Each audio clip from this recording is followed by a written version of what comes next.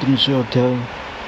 ବଟପିପଳ ଧର୍ମବାଣୀ ଶୌନକ ଆଦି ମୁଖ ଶୁଣି ଆନନ୍ଦ ହୋଇ ମହାଜନେ ପୁଣି ସଂଶୟ ଘେନି ମନେ ଶୌନକ ବାଚ ସୁତମୁନିଙ୍କ ମୁଖ ଚାହିଁ ବୋଲନ୍ତି ଶୁଣ ପୁଣ୍ୟ ଦେହି କିମ୍ପ ଅସତ ବୃକ୍ଷ ମୂଳେ ବିଶ୍ରାମ ଦୋଷ ରାତ୍ର କାଳେ ଆବର ଅର୍କବର ଦିନ ଛୁଇଁଲେ ହତ ହୁଏ ପୁଣ୍ୟ। ଏକଥା କହ ପରିମାଣି ଆମ୍ଭ ସଂଶୟ ଯାଉ ଶୁଣି ଏମନ୍ତି ମୁନିଙ୍କ ବଚନେ ସୁତ କହନ୍ତି ଦୋଷ ମନେ।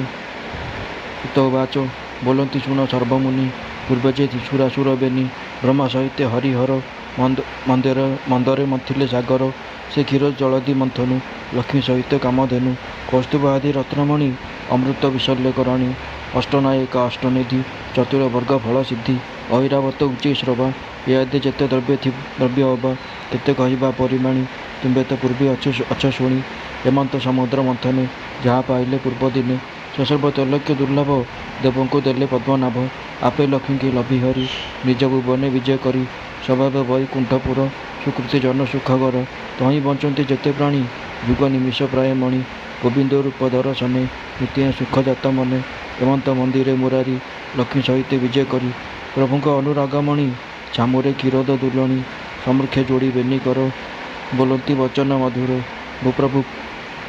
ପ୍ରଭୁ ପୁଣ୍ୟମୟ ଯାହା ମନୁ ବ୍ରହ୍ମାଣ୍ଡ ଉଦୟ ବ୍ରହ୍ମାଣ୍ଡନାଥ ବିଶ୍ୱସ୍ୱର ବ୍ରହ୍ମାଣ୍ଡ ଯାର ଖେଳ ଘର ବ୍ରହ୍ମସ୍ୱରୂପୀ ବ୍ରହ୍ମଜ୍ଞାନୀ ବ୍ରହ୍ମ ବିଲଗ୍ନ ବ୍ରହ୍ମମୁନି ଏଣୁ ଏ ଅଶେଷ ବ୍ରହ୍ମାଣ୍ଡ ବାଲୁକା ପ୍ରାୟ ହୋଇ ରୁଣ୍ଡ ତୁମ୍ଭ ଶରୀର ଲୋମ ମୂଳେ ଉଦୟ ଅସ୍ତ କାଳେ କାଳେ ଏଣୁ ଏ ଅଶେଷ ମହିମା ଏ ଜାଣିପାରେ ଗୁଣ ସୀମା କେବଳ ଭକ୍ତ ଜନ ହିତେ ଗୁଣ ବିସ୍ତାର ବହୁମତେ ସଂସାର ହୋଇଛି ପ୍ରକାଶ ଅନାଦି ମହତ ପୁରୁଷ ଅଶେଷ ଜନ ଅନ୍ତର୍ଯାମୀ ପର ଅପର ଆତ୍ମାରାମୀ ସକଳ ହୃଦ ପଦ୍ମେ ରହି ଏଣୁ ଅଶେଷ ଭାବଗ୍ରାହୀ ଭାବର ଭାବ ଦୀନବନ୍ଧୁ ସୁଜନ ଜନ କୃପା ସିନ୍ଧୁ ଶରଣ ଜନ ସୁଖରାଶି ମୁହିଁ ତୁମ୍ଭର ନିଜ ଦାସୀ ତେଣୁ ଏ ଶ୍ରୀଚରଣ ତଳେ ଜଣାଉ ଅଛି ଭକ୍ତି ବଳେ ପ୍ରସନ୍ନ ଶୁଣ ଅନ୍ତର୍ଯାମୀ ମୋ ଜ୍ୟେଷ୍ଠ ଭଗ୍ନୀ ଅଲକ୍ଷଣୀ ବିରୂପ ଦେଖି ଅଙ୍ଗସଭା ବରୁଣ ମନେ ମହାଚିନ୍ତା ବିରୂପ ଦେଖି ଅଙ୍ଗସଭା କେହି ନହିଲେ ତାକୁ ବିଭା ତାହାକୁ ଚାହିଁ ମୋର ପିତା ବରୁଣ ମନେ ମହାଚିନ୍ତା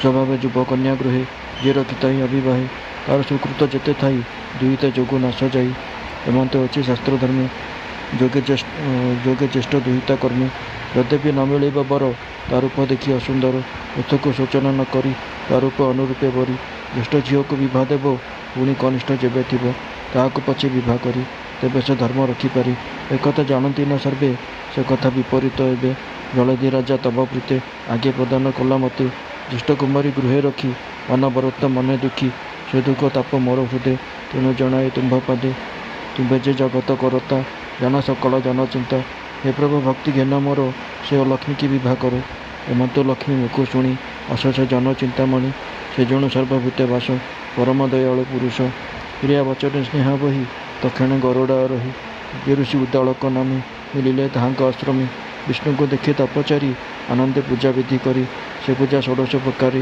ପୂଜିଲ ଗୋବିନ୍ଦ ପୟରେ ସନ୍ତୋଷୀ ଘେନି ପୂଜା ବିଧି କହନ୍ତି କରୁଣା ଜଳାଧି ହେମୁନି ଶ୍ରେଷ୍ଠ ତୁମ୍ଭେ ଶୁଣ ତୁମ୍ଭ ସଙ୍ଗତେ ବନ୍ଧୁପଣ ଆମ୍ଭର କରିବାକୁ ଇଚ୍ଛା ହେମୁନି ତୁମ୍ଭର କି ବାଞ୍ଛା ଆମ୍ଭ କମଳା ଭଗ୍ନି ଜ୍ୟେଷ୍ଠ ବିଚାରେ ସବୁ ତହୁଁ ଶ୍ରେଷ୍ଠ ତାହାକୁ ତୁମ୍ଭେ ବିବାହ ହୁଅ ଯେବେ ଆମ୍ଭରେ ଅଛି ପ୍ରିୟ ତୁମ୍ଭେ ପରମ ସାଧୁ ଅଟ ଆମ୍ଭ ମନକୁ ତୁମ୍ଭେ କଟ ସାଧୁ ସଙ୍ଗତେ ବନ୍ଧୁପଣ ଏକଥା ପରମ କାରଣ ମୁଁ ସୁଜନ ଜନବନ୍ଧୁ ହସି କହନ୍ତି କୃପା ସିନ୍ଧୁ ପ୍ରଭୁଙ୍କ ମୁଖ ପ୍ରିୟ ବାକ୍ୟ ଶୁଣି ସାନନ୍ଦ ଉଦାଳକ କର ଅଞ୍ଜଳି ଶିରେ ଦେଇ ବୋଇଲେ ନିସ୍ତରିଲି ମୁହିଁ ହେ ପ୍ରଭୁ ଜଗତ ଜୀବନ ଯେ ତୁମ୍ଭ ଶ୍ରୀମୁଖ ବଚନ ସେ ଆଜ୍ଞା ଅଲଙ୍କିତ ମୋର ତୁମ୍ଭେ ଯେ କରୁଣା ସାଗର ଅସାଧୁ ମହାଦେବଦାସ କ୍ଷମା କରିବା ମୋର ଦୋଷ ବନ୍ଧୁ ପ୍ରାର୍ଥନା ବାକ୍ୟ ଶୁଣି ହେଉ ବୋଇଲେ ଚକ୍ରପାଣୀ ଇତି ସେ ପଦ୍ମପୁରାଣୀ ଉତ୍ତରଖଣ୍ଡେ କାର୍ତ୍ତିକ ମହାତ୍ମ୍ୟ ବିଷ୍ଣୁ ଉଦାଳକପୁର ପ୍ରବେଶେ ନାମ 300 ଅଧ୍ୟାୟ।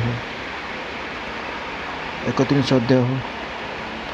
ବିଷ୍ଣୁର ମହିମା ଅନେକ କହନ୍ତି ସୁତ ପୌରାଣିକ ଶୁଣ ସକଳ ମୁନିଗଣ ଗୋବିନ୍ଦ ଆଜ୍ଞା ପରମାଣି ମିଳି ସକଳ ବ୍ରହ୍ମ ଋଷି ବରୁଣ ପୁରେ ଦୂତ ପେଶି ଜ୍ୟେଷ୍ଠା କନ୍ୟାକୁ ଅଣାଇଲେ ବିଭା ମଣ୍ଡପୀ ଉଭା କଲେ ଅନେକ ଲୋକ ମିଳି କନ୍ୟାକୁ ଦେଖୁଛନ୍ତି ରହି ସ୍ୱଭାବେ ଅଲକ୍ଷ୍ମୀତା ନାମ ରୂପତା ବିପରୀତ କର୍ମ ପୃଥୁ ଶରୀର ବୃଦ୍ଧା ଜନ ବିଶାଳ ହୃଦ କଟି କ୍ଷୀଣ ପିଙ୍ଗଳ କେଶ ଲମ୍ବା କର୍ଣ୍ଣ ପ୍ରକଟ ନେତ୍ର ଦୀର୍ଘାନନ दीपखा चुली मध्य चिंका पराए दिशय नासिका अति ओसार बेनिपाटी श्रवण परिजंते घोटी हरित वर्ण दंतपति दिशय भयंकर मूर्ति जुहा खड़ग प्राय जानी अष्ट उन्नत खर बाणी दीर्घचरण क्षुद्र कर अंगेज वस्त्र अलंकार किचिन दिशे ताकु शोभा बकीर प्राय होई उभा कालर प्राय वक्रदृष्टि श्रीमंत रूप देखी कष्टि ताहाकु देखि सर्वलोके आश्चर्य मणुचंदी थके विष्णु आदेश उदालक स्वभाव सुज्ञ सुविवेक कन्या विगुण न बाछिले अलक्ष्मी को से विवाह कले विवाह बढ़ाई मुनिगण ब्रह्म सहित नारायण जे जहाँ पुरे कले विजे एतु अंतरे शुण द्विजे अलक्ष्मी की जे संगे घेनी सेठार उदालक मुनि निज आश्रमे जाई मिली युवती देले हुड़ाहुड़ी मंगल विधि कले आनी ता देखी सागर दुल्हणी सुख न भजी तर मने प्रवेश मुनि सन्निधानी तही शुणिला वेदध्वनि आकुल होइला कामिनी दोहर अग्नि धूम बसे विप्र नारी धर्म त्रसे अलक्ष्मी देह दुख लगे घर बाहर है बेगे दाण्डर उभा है आसी ता देखी उदालक ऋषि निज घरणी आगे मिली वचन कहती ओगाड़ी किंपतु मोर गृह छाड़ी सकल लज्जा दूर एड़ी दाण्डरे आसी हेलु उभा ए मते नदीशिला शोभा आंबर कांदुअचु कहे कि अवगुण मोर गृहे ता देखी आकुल मो देह के बोइला मते कह एमंत पति मुख शुणी अलक्ष्मी कहूअछि बाणी हे महर्षि तुम्भे शुण मोठारे अच्छे जेते गुण ताहा कहिबी तुम्भ आगे मोनाथ शुण अनुरागे मुझे वरुण राजा झील जाबत बादे मोर प्रिय जेबण गृहे नित्य कली एक आरेक बारुआली पुत्र भारिजा दास दासी प्रभु को निंदुथिबे बसी मंदिर संस्कार न करी पदार्थ करुथिबे चोरी जही सकट दूता खेल जही सकट दूत खेल मिथ्या कपट माड़ गोल परदारा प्रीतिर रसी एक आरेके परिहसी परकु कहूथिबे निंदी आपण गुण क्रियाबंदी जीवन को करुथिबे हिंसा एमंत स्थाने मोर बसा जहीन रसे मोर मन से कथा शुण तपोधन वेद वचन आदि गीत जे वाक्य गोविंद चरित यह मन शुणिबी करने जे वाद्य मंगल विधाने नयन न देखई जहा से कथा शुण मोर नाहा स्त्री पुरुष आदि करी जे जन सुंदर सुंदरी सुक्रियावंत शुद्ध चित्ते सुबेश हेउथिब नित्य सुसंचपुरे थिबे रही मु ताहा न पारिबी सही भविष्य अन्न शुद्ध पत्रे जे पुण्य तीर्थ पुण्य क्षेत्रे एणे संतोष जार मन मधुर तारे कंपमान गंध चंदन जात पुष्प मुन घेनई तार बास आमिष बास रही नाही मु ताहा न पारई रही तुम्भ मंदिर घृतवास होम अनल धूम त्रास मु ताहा न पारई सही वेद वचने मोर देही बाते कदली प्राय कंपे गरुड़ आगे जेने सर्पे मुई होइले सही मती देखी तुम्भर हेई गति यद्यपि अच्छी मोरे आस कुचित स्थाने कर बास एमत कही सिंधु जेमा शुणी कांदई अलक्षमा ए वाक्य शुणी महर्षि चिंता सागरे गले भासी हृदय विचारती रही एथिले भल गति नाही जस आयुष सुतबित क्षणकी करिपारे हत ए नारी थिब जार घरे तार प्रमाद काहीं दूरे शनिदे थिब सर्वबादे ए धर्म ध्वंसिनी प्रमादे ए कुलगिनी सल बेलहूँ उपेक्षिले भल पुराणे कही मुनि कलहा स्त्री दुर्बादिनी स्वामी की निंदी बंदी परे ताहाको न रखिब घरे जेबे उपरोध भावे रखी पश्चाते हुए बड़ दुखी सकल धर्म नाश जाई अंते नरक गति पाई एक कथा जणाई मु भले कि प्रयोजन हेउथिले सदने रखी न जोगाई निजने निवासी बानेई एमंत पांची महामुनि अलक्षणी को संगे घेनी केते दूर द्वीपांतरे जन अगम्य वन घोरे अशत वृक्ष तले जाई से पति पत्नी उबा हुई सेदिन शनिश्चर बार धर्म सुमरी मुनि बर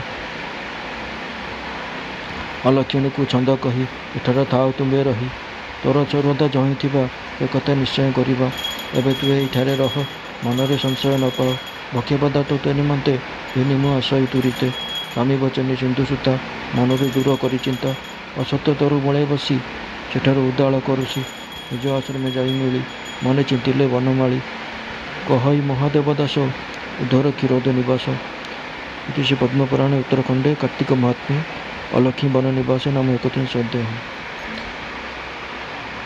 31 अध्याय पृथ्वीवाच हे मुनिजन एबे शुण अलक्ष्मी कन्या कर्म गुण पिपल वृक्ष तले बसी स्वामी आगम अभिलाषी निश्चय आसिबे बोली जानी दश दिग को चाही पुणी अनवरते दे दृष्टि ନ ଦେଖି ମନେ ମହାକଷ୍ଟି।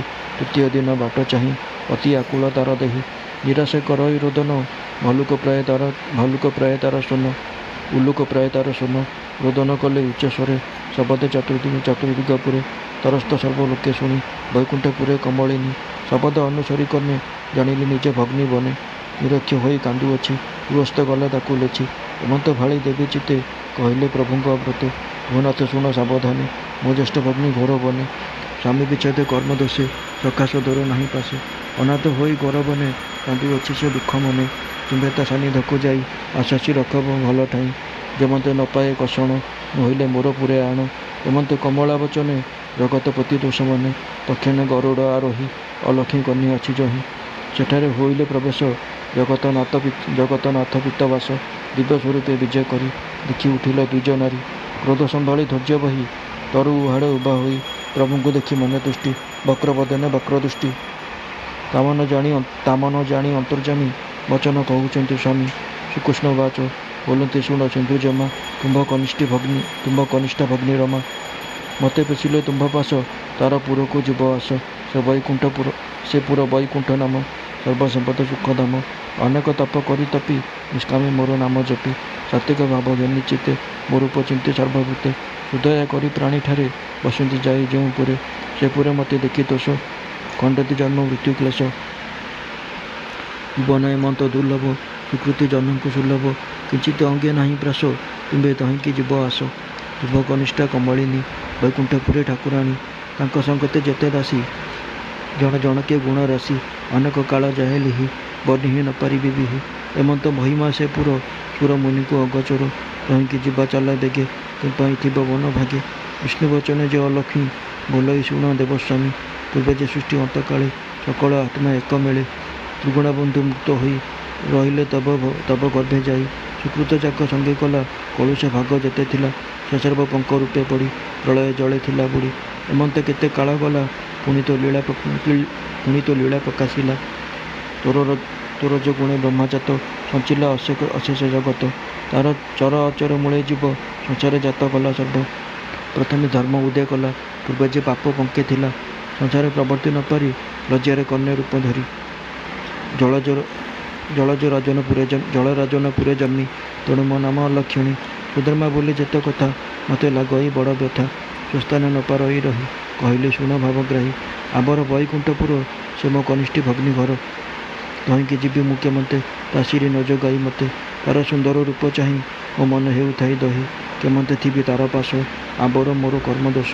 ଲୋକେ ବୋଲନ୍ତି ଯାହା ଭଲ ମୁଇଁ ଜାଣଇ ତାହା ଚଲ। ଏଥକୁ ଶୁଣ ଦେବସ୍ୱାମୀ ତୁମ୍ଭେ ଯେ ସର୍ବ ଅନ୍ତର୍ଯାମୀ। ସକଳ ଜନ ମନ ଜାଣ ମୋ କଥା କିମ୍ପାଇଁ ନ ଶୁଣ। ଏବେ ମୋ ମନ ଅନୁସରି ସ୍ଥାନ ବିହିବ ନରହରି। ମୋ ଭାବେ କରିବି ମୁଁ ରାଜ୍ୟ ସ୍ୱାମୀ ସଙ୍ଗତେ ନାହିଁ କାର୍ଯ୍ୟ।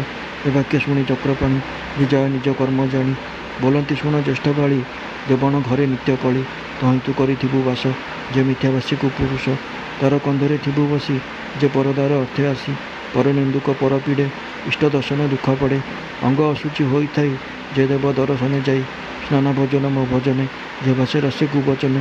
ଚଣ୍ଡାଳ ହେବ ସମ୍ଭାଷଣ ଯେବେ ଅପାତ୍ରେ ମହାଦାନ। ଯେ ପ୍ରୀତିହୀନ ଜନ ସଙ୍ଗେ ତୁ ବସିଥିବୁ ତାର ଅଙ୍ଗେ। ଜୁତାଦି ଖେଳ ଯେତେ ରସ ପର ସ୍ତ୍ରୀଙ୍କୁ ପରିହାସ। ଜଲ ଜନ୍ତାଳ ବନ ଜୁଇ ଜନ୍ତୁ ବିନାଶ ଯେତେ ଠାଇଁ। ତାହା ଯେ ଦେଖୁଥିବ ତ ସେ ତୁ ଥିବୁ ତାର ଗନ୍ଧ ଦେଶେ। ବଟ ଅଶ୍ୱତ୍ଥ ବେଲ ଲିମ୍ବ ଧାତ୍ରୀ ତୁଳସୀ ଚ୍ୟୁତ ଦ୍ରୁମ। ଏ ଆଦି ଦେବ ତରୁମାନ ଏ ଜନ କରିବ ଛେଦନ। ତୁ ତାର ଅଙ୍ଗେ ବସିଥିବୁ ତୋର ଭାବ ତାକୁ ଦେବୁ। ଯେ ଜନ ଧର୍ମଶାସ୍ତ୍ର ନିନ୍ଦି ଗୋପ୍ରଭୁ ସୁଜନ ନ ବନ୍ଦି।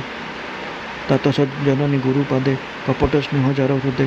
ଏମନ୍ତ ଜନ କନ୍ଧେ ବସି ତାର ସୁକୃତ ଶିରି ଧ୍ୱଂସୀ। ଆବର ଶୁଣ ଅଲକ୍ଷଣୀ ଯେ ନାରୀ ବିନା କାମେ ଭ୍ରମୀ। ପରେ କହଇ ପର କଥା ସ୍ୱାମୀ ସେ ନେହେ ପାଇ ବ୍ୟଥା। ପୁତ୍ର ଦୁହିତା ବନ୍ଧୁଜନେ କଳେଇ ଭିଆନ୍ତି ଅନୁକ୍ଷଣେ। ଗୁରୁଜନଙ୍କୁ ଯେହୁ ନିନ୍ଦି ନିରତେ ହେଉଥାନ୍ତି ଦଣ୍ଡି। ଏମନ୍ତ ସ୍ତ୍ରୀଙ୍କ ସଙ୍ଗତେ ତୁ ରାମ ଅନୁରାଗ ଚିତେ। ରାତ୍ରି ଅଶ୍ୱତ୍ଥ ବୃକ୍ଷ ତଳେ ଭୂତ ପିଶାଚ ଗଣ ମେଳେ। ଆନନ୍ଦେ ବଞ୍ଚିବୁ ରଜନୀ ଯେବଣ ଦିନ ତତେ ମୁନି। ଆଣି ଛାଡ଼ିଲା ବନ ଘରେ ବିବସି ଗଲା ନିର୍ଜନରେ। ବୋଲନ୍ତି ପ୍ରଭୁ ଚକ୍ରଧର ତତେ ହୋଇଲା ଦୁଃଖ ଘର। ଅଶ୍ୱତ୍ଥ ବୃକ୍ଷ ତଳେ ବସି ଚିନ୍ତା ସାଗରେ ଗଲୁ ଭାସି। ଆମ୍ଭେ ପ୍ରସନ୍ନ ହେଲୁ ଏବେ ଆଉ କି ଦୁଃଖ ଥିବ ତେବେ। ଆଜଉ ଶନିବାର ଦିନ ପୂଜା କରିବେ ମତେ ଜନ। ଅଶ୍ୱତ୍ଥ ବୃକ୍ଷ ମୋ ସ୍ୱରୂପୀ ପ୍ରସନ୍ନ ହୋଇବ ନିଷ୍ପାପୀ। दर्शने विघ्न जीवनाश अंत्यता वैकुंठे बास लभिबे अक्षय मुक्ति जे शनिवार मो भकति पूजा से दिन मो सन्निधे पूजा पाइब अविरोधे विदा पाइब तोर काए पुणी शपथ दिन जाए संसार भ्रमथिबु सुखे असत तले निशा मुखे रतगणक मेले थिबु ताहाक गति आचरिबु यजन वृक्षराज मूले बसिब जाई रात्र काले तु विश्रामिबु ता शरीर से दुखी हेब इहा परे एमंत कही ब्रह्मराशि खग आसने जाई बसी निज गृह को कले विजे दिन बांधव देवराजे कहती सुत मुनिवर एज्ञानी अश्वत्थ स्थावर रजनी काले स्पर्श पूर्वे जे अच्छी तार दोष तेणु आदित्य बार दिने न छुई ब्रह्म वचने एकता अन्य शास्त्र जगे कही अच्छी जे तुम्भ आगे निश्चय सर्वदा दिवानिशी पिपल छायर न बसी जदि भी बसब अज्ञाने पवित्र हेब हो मदाने एकता सर्वशास्त्र मानी कहती सुत महामुनि ए पद्म पुराण विधाने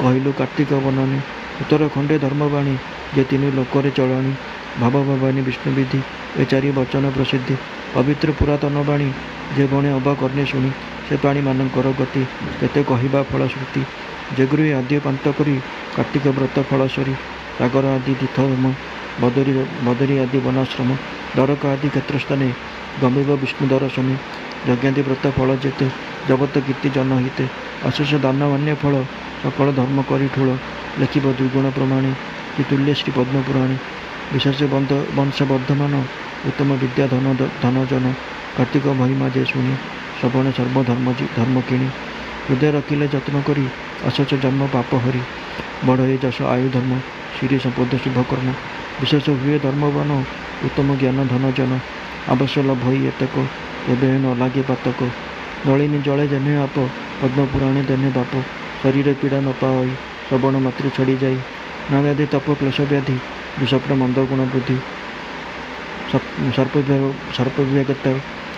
विभागत ग्रह दोष राज चौज त्रय रिपुत्रास अग्नि उत्पात व्याघ्र भय सर्वदूरित जाए क्षय जीवंत सुखी होता है अंत गोविंदपुर जाई विष्णुर अति प्रिय पणे रहती पारिषद गणे कहले सुत महाज्ञानी शुणी सतोष सर्वमुनि ज्ञानिले धर्म उपदेश कार्तिक महिमा विशेष जे धर्म स्त्रीलोक मंडी अनेक जन्म पाप खंडी विष्णुर अति प्रिय व्रत महाकार्तिक यथाकृत्य अशेष जनक कारणी मुनि जे लिहिले पुराणी संसार प्रतिपाले जेहु ताहाक भाग्य केबा कहू अंत्य उत्तम गति पाई वैकुंठपुरे बसे जाई स्वधर्म भाग्य उपदेश से बनिले महादेव दास एचार योग्य हेब कहीं केवल कृपा भावग्राही तेणु ए ग्रंथ परकाश जने नघेनी पदोष इति श्री पद्मपुराणे उत्तरखंडे कार्तिक महात्म्य अलौकिक स्थान निरूपणे दिव्य गुण दोष वर्णने नाम दत्तिन श्रद्धे।